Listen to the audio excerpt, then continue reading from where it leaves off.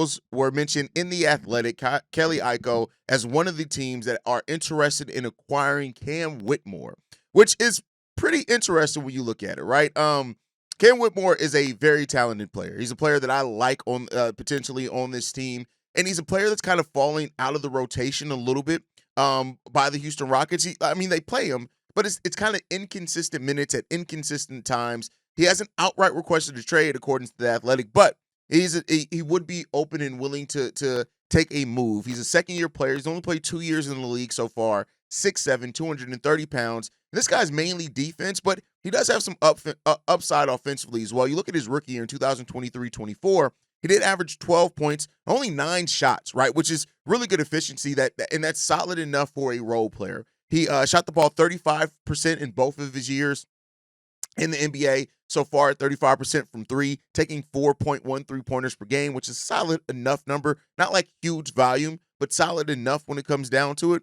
And this is a guy that, 4 rebounds basically for his career, 3.5, 3 last year. And so he's a solid player, only 20 years old, has tremendous upside, and it would make a lot of sense for the Bulls to want to acquire a player like that. The Bulls who have wanted to acquire young players with some experience. Now, he doesn't have as much experience as some of the other young players that the Bulls have acquired, like a Josh Giddey, Jalen Smith. These are 2 young guys that do have tons of years and years of NBA experience.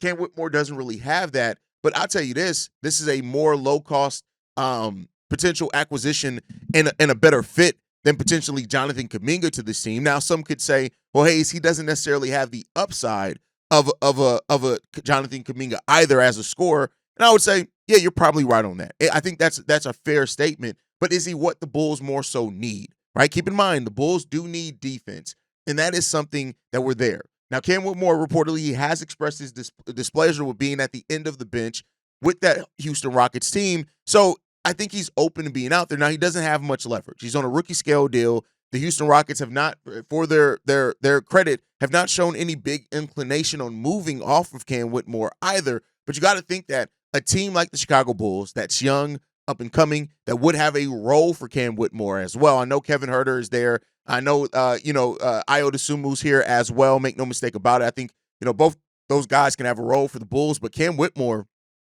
I look at him as a really good option next to Matas Buzelis. I think if you have a front court of Cam Whitmore and Matas Buzelis at the 3 and the 4, you have now a versatile 3-4 matchup, which is really kind of what, like I said many times, is what the NBA is really going to